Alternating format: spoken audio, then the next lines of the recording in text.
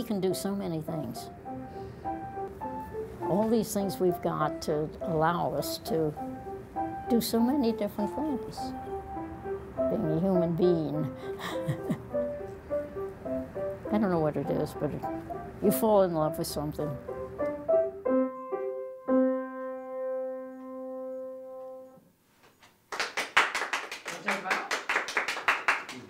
Very good. The School for Strings was officially started in 1971. It just grew like Topsy. I keep saying it that way. I just was doing this teaching, and then I had more students than I could deal with, and I began to bring people in to teach them how to do it, and the thing exploded. The school was founded about 37 years ago by Louise Behrend, and initially it had a small enrollment of maybe 5 to 10 students, and it grew quickly to about 50. Because she started not a school, but she started a teacher training program in her home initially. She needed students for them to practice teach on. And so that's how the school really began its existence. Music is a language. You learn it best when you learn it young. What happens to a child when they learn to speak? Every normal child learns their native language very young. That is the time, and that's what Suzuki, that was his stroke of genius, to recognize that. That's why it's so successful. It's natural. Put it that way. It's learning the language of music the way you learn your native tongue. Stop, think, go.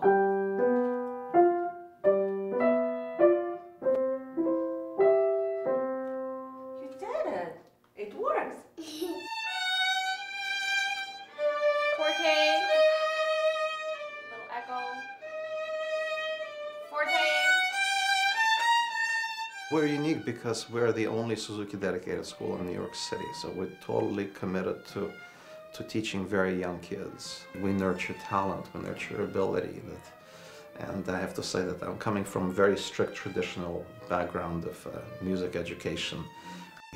This faith in the child, and the faith in the child's abilities, and the respect for the child is something that has been an eye-opening experience for me to witness in the school.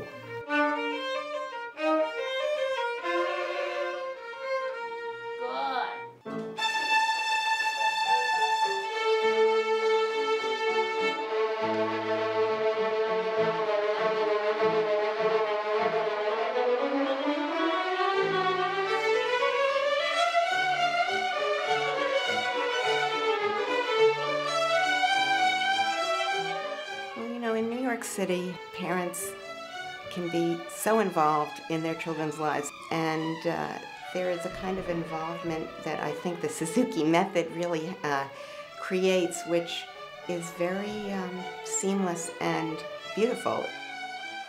I'd never heard of Suzuki, the Suzuki method. I mean, I studied piano as a child, like a lot of kids study an instrument.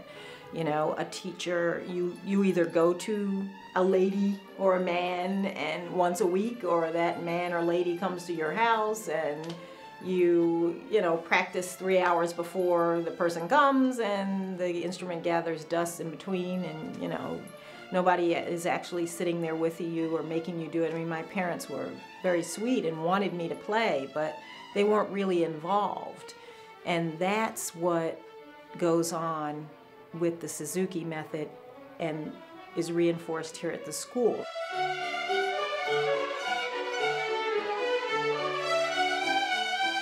Suzuki teaching is parent teaching. They're at home with the child all week. You'd see a teacher maybe a couple of times a week at best. You know what small children are like.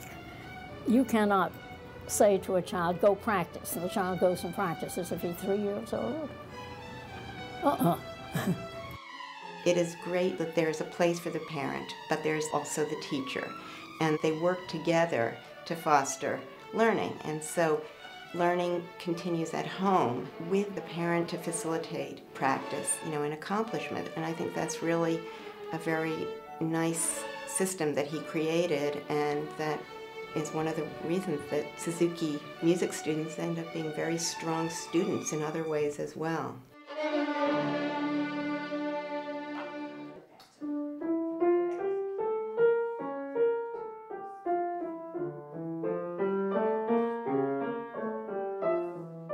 Studies have shown that the more music they're exposed to at a young age on a regular basis, it enhances their mathematical skills, their verbal skills, their reading comprehension, everything, which is formed at that early age. So I think it's just great for their brains. I think the rigor of this program has helped them learn that you have to work hard and consistent, and things don't come quickly or easily, but you can really achieve some wonderful things. It's unlike, I think, other things that kids study by and large. This is something that they carry with them throughout their grade school, high school, hopefully, if you can encourage them to continue playing. So I think that that's certainly one of the great blessings of the experience, is that you give a child an opportunity to really learn to do something really well.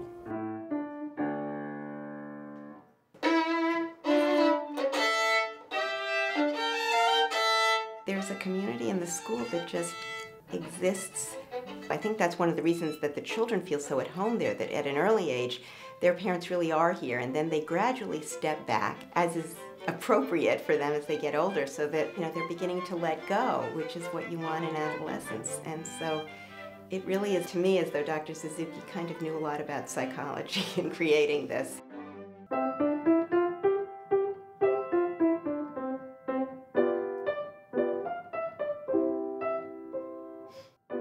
I personally was very skeptical about the whole thing, because I did not believe you can teach a 3-year-old to play the piano. But I, like everyone else, I said, well, give it a try. The worst case is after 1 year you quit. But what happened was that I found that the teaching method works. It works, the children pick up a lifelong skill. Why not? It also teaches them much more than music. Because they started so young, they don't question it, they just know it's just part of their life. But through the music, they've also learned discipline. They've learned that when you practice, it just makes everything so much easier. Every child needs to be really good at something.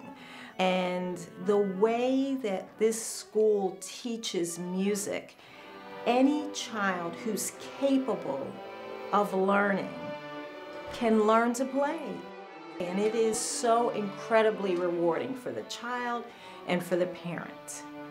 I mean, being able to come to recitals and listen to your little 3, 4, 5 through age 18, get up there and play.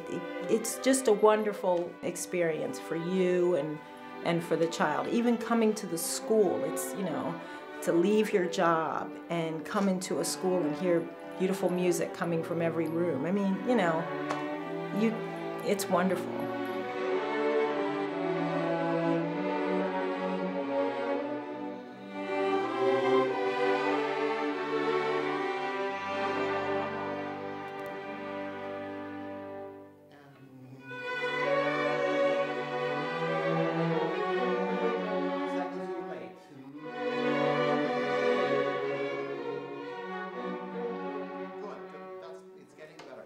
Just have first violins